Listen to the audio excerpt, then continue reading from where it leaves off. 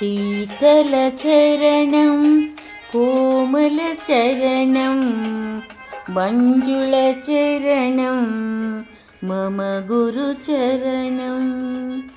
शीतलचरणं कोमलचरणं कोमलचरणं मञ्जुलचरणं मम गुरुचरणं।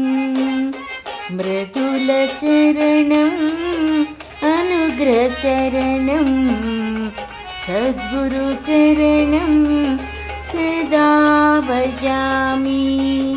मृदुलचरणम् अनुग्रहचरणं सद्गुरुचरणं सदा भजामि। प्रेमस्वरूपा सच्चिदानन्दा ज्ञानप्रदाता चिन्मयानन्दा।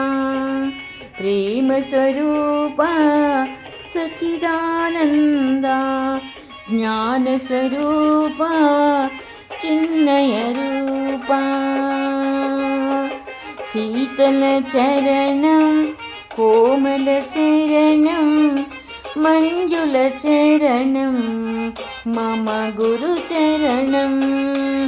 शीतलचरणं कोमलचरणं मञ्जुलचरणं मम गुरुचरणम्।